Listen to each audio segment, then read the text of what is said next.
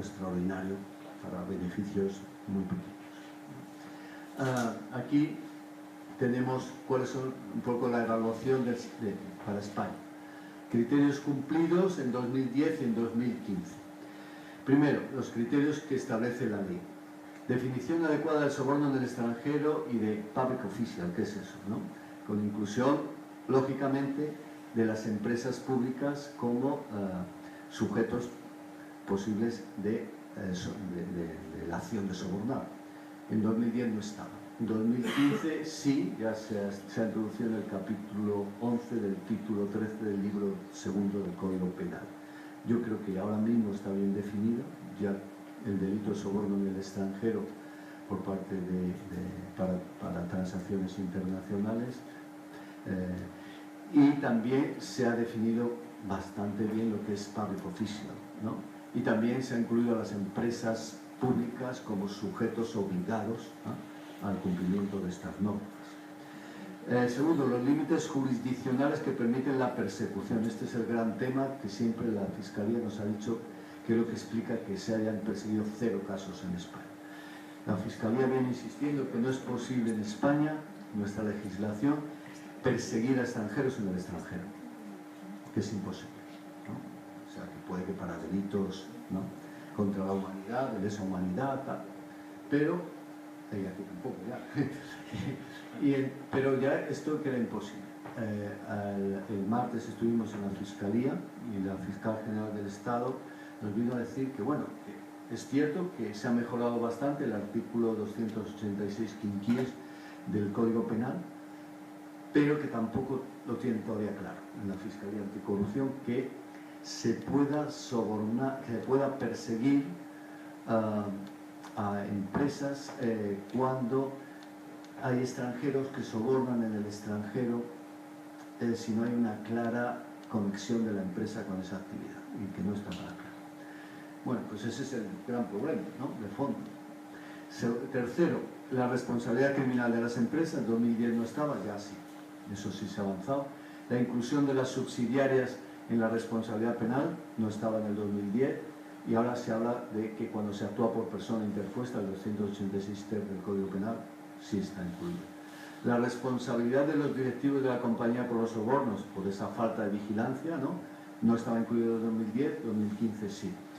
Las sanciones adecuadas, incluida la prohibición de contratar y recibir subvenciones públicas y la confiscación, no estaba incluido en 2010, y ahora sí, porque la confiscación en el Código Penal, en base a la Directiva 2014-42 de la Unión Europea, del Parlamento Europeo y del Consejo, ya de alguna forma ha permitido que se introduzca eso que llamamos decomiso ampliado, que todavía no se ha aplicado, pero que yo creo que permitiría de alguna forma recuperar activos, ¿no? Las prescripciones que dan tiempo suficiente para investigar no estaban en 2010, y ahora mismo en parte, pero con la reforma de la ley de enjuiciamiento criminal, yo creo que esto va a ser imposible de todo punto, que la Fiscalía pueda investigar este tipo de casos que requieren una conexión tan importante con el extranjero, ¿no?, con comisiones rogatorias, etcétera. No sé cómo van a conseguir en este ámbito, con lo cual también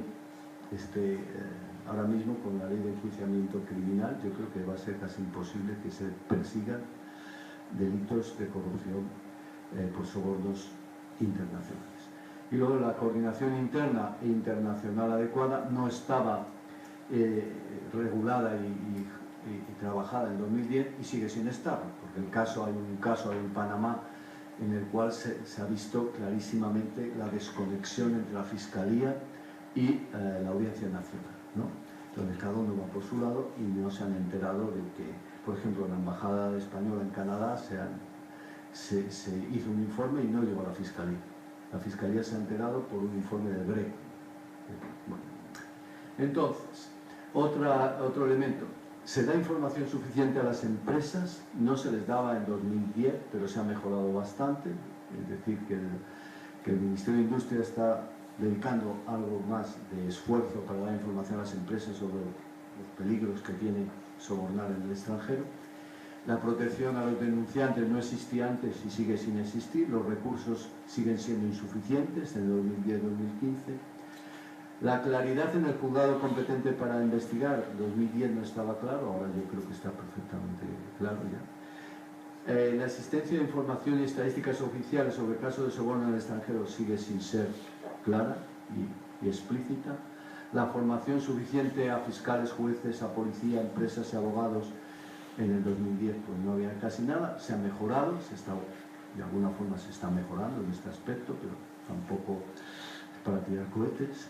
Para obtener licencias de información se requiere que las empresas declaren que no sobornarán y que demuestren la existencia de programas de compliance.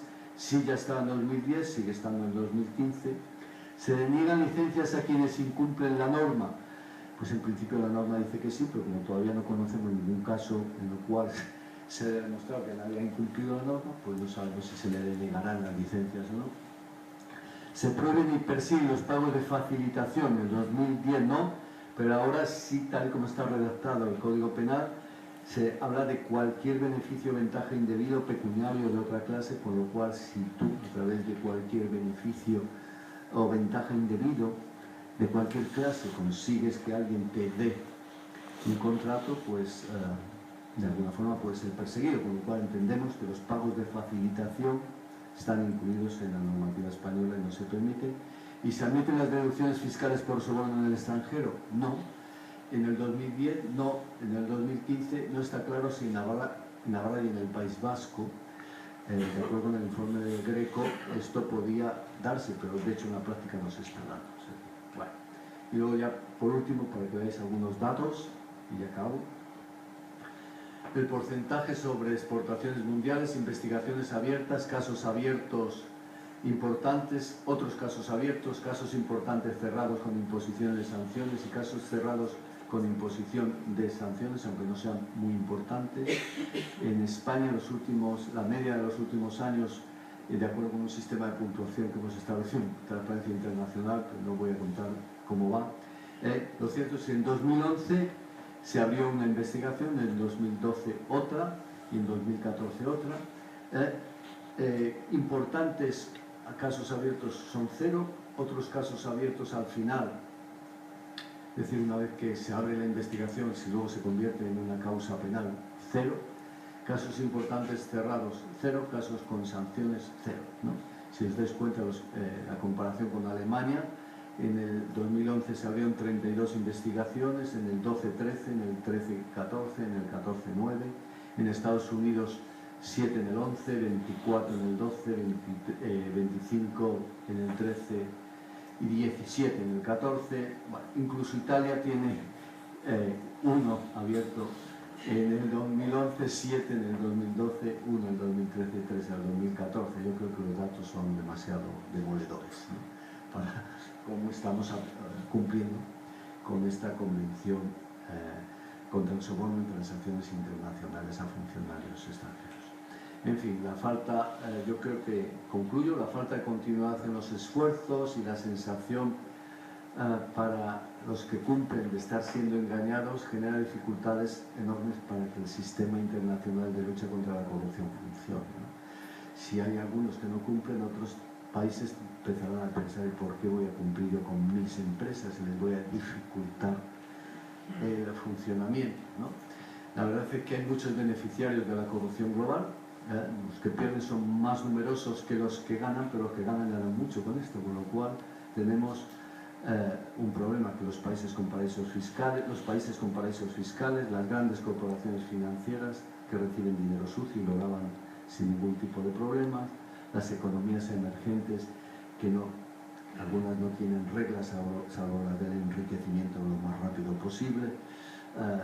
Serían los grandes culpables, no solo los gobiernos privados de las empresas, sino los gobiernos públicos y la conexión entre los dos, ¿no? Entonces, como seguimos teniendo problemas globales y gobiernos nacionales en esta materia, creo que es muy difícil que avancemos en instituciones globales que nos puedan regular, ¿no? Entonces, de cara a España, quizás lo único que podríamos decir es que España tiene que entender que España no tiene un poder duro y que no puede ser un borrón del sistema, ¿no? Y que nosotros podemos tener poder blando, y el poder blando debe ser el compromiso con la ética pública y con los valores democráticos, porque nosotros no tenemos grandes ejércitos ni la capacidad que tiene Estados Unidos para perseguir a empresas por todo el mundo, con lo cual nuestro camino sería cumplir con las normas internacionales en esta materia y dar ejemplo. Esa sería una forma de conseguir ampliar nuestro poder blanco. Nada más, muchas gracias.